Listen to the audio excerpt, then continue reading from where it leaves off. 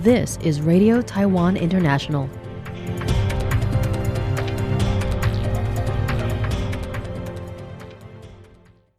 Welcome to the news on Radio Taiwan International. I'm Phil Eskowski coming to you from Taipei, Taiwan. We begin with a look at today's top stories for Friday, August 8th.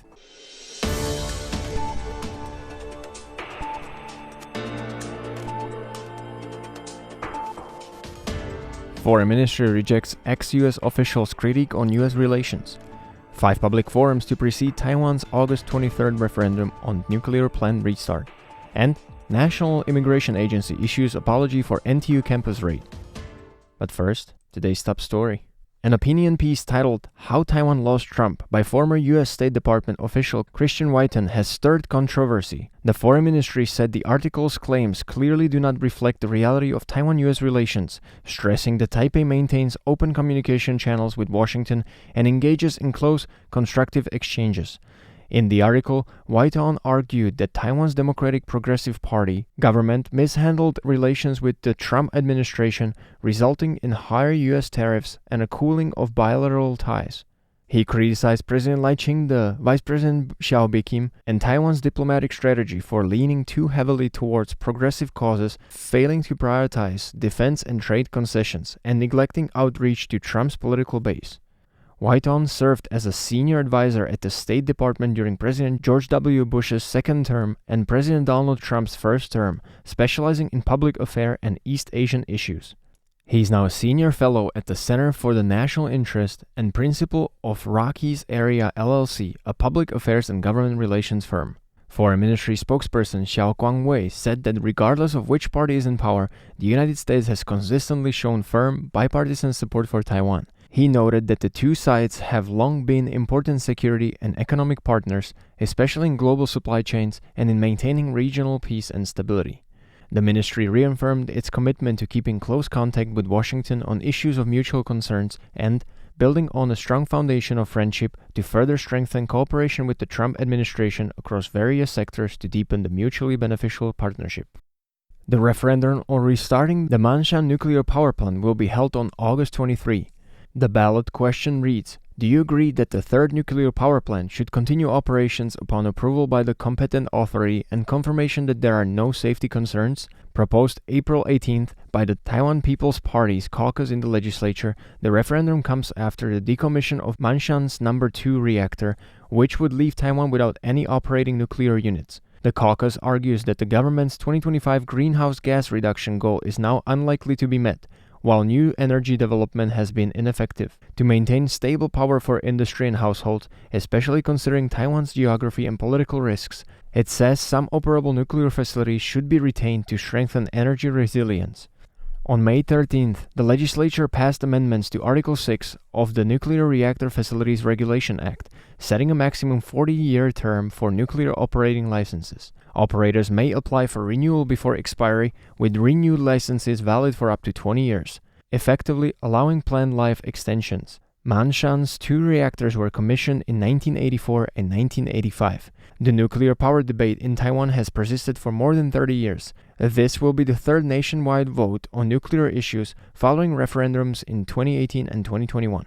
The main disputes over Manshan's restart involved necessity, safety, nuclear waste disposal, and costs. The Central Election Commission will host 5 televised forums broadcast live nationwide. Around noon this Thursday, several National Immigration Agency officers dressed in plain clothes and without identification entered the National Taiwan University campus to investigate illegal migrant workers. They did so without first notifying the university, and in the process, they mistakenly arrested a lawful resident on campus. The National Immigration Agency has since issued a formal apology for the incident. The incident not only frightened students, but also sparked a heated debate. The National Taiwan University Student Association issued a press release on Friday condemning what they called an illegal inspection and demanding the National Immigration Agency to clarify their standard procedures and subsequent actions. In response, the agency said that on-site inspection was limited to the reported migrant workers and no students were interrogated. Deputy Captain of the Taipei City Immigration Agency's Special Task Force, Lin Weixiang, explained the situation. Following a report received by the Taipei City Foreign and Disabled Labor Office, a special task force member and 3 inspectors from the Labor Department were dispatched to investigate vendors on the NTU campus. A Vietnamese migrant worker was found working illegally on site. The inspection was limited to the vendor's employees and the son of an illegal employer. No students were questioned. However, the inspection was conducted without prior contact with the university, causing concerns on campus. The National Immigration Agency deeply apologizes for this, he said. The agency further explained that the migrant workers and their employees will be subject to disciplinary action by the relevant authorities. The National Taiwan University Student Association has called on the National Immigration Agency to review the legal procedures for law enforcement in education institutions, ensuring that law enforcement is carried out with the university's knowledge and that students' rights are not violated. President Lai Ching-te said that to better care for Taiwan's elderly population, the nation must foster an age-friendly environment, provide innovative services, and tap into new business opportunities in the senior care industry. The second Health Aging Tech Show, organized by the Institute for Biotechnology and Medicine Industry and the Research Center for Biotechnology and Medicine Policy, opened Friday. The event features 350 companies and 1,200 booths, highlighting the silver economy's innovation potential and market scale.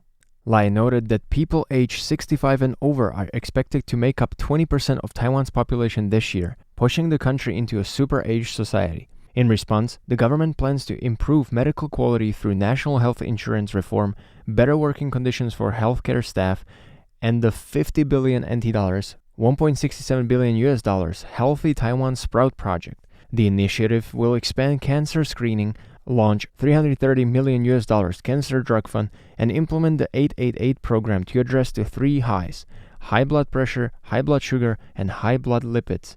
He added, Long-Term Care 3.0 plan will offer more tailored services and support a robust senior health industry.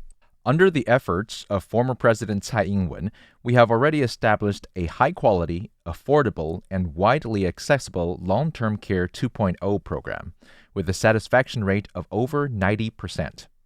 Starting in 2026, we'll launch Long-Term Care 3.0, enhancing institutional capacity, introducing smart care, incorporating preventative health care and health promotion, so that medical care and long-term care are more closely integrated and services better meet needs, achieving the vision of healthy aging, aging in place, and dignified end-of-life care. Lai said Taiwan's senior care market is projected to reach $120 billion this year, and building an age-friendly environment is as much a business opportunity as a government responsibility. Democratic Progressive Party legislators proposed amendments on Thursday to ban noise disruptions on trains and MRT, citing international precedents as Taiwan seeks to address widespread passenger complaints. The lawmakers aim to modify the Railway Act and the Mass Rapid Transit Act to establish clear definition of disruptive behavior and impose appropriate penalties. Legislator Chiu Zhiwei highlighted successful international approaches. We will first propose a combination of pressure and motivation to the administrative departments. Recently, Britain has introduced a ban on loud music and video playback on buses, subways, and trains, imposing a fine of up to approximately $1,340. Similarly, Singapore has implemented a fine of around $390. These actions highlight that the issue has significantly impacted the travel environment for passengers. Therefore, we must confront this problem seriously, identify its root causes, and propose effective policies and legal amendments. Our goal is to create a high-quality commuting environment and ensure that everyone can enjoy a peaceful space.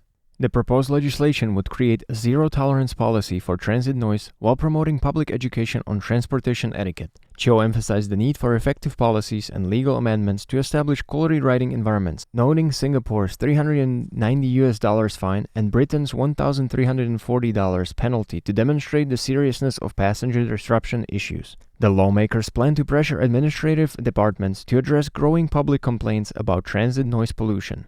Transportation Ministry official Hou Zhengjie acknowledged that the maintaining quiet carriages presents daily challenges for train and high-speed railway conductors. Current passenger contracts allow operators to refuse service or terminate agreements for public order violations, but enforcement relies primarily on voluntary compliance and gentle persuasion. The ministry pledged to strengthen awareness campaigns and study international best practices to improve enforcement techniques. Thanks for joining me for the news. I'm Phil Laskowski. Stay tuned for another 50 minutes of English language features brought to you by Radio Taiwan International.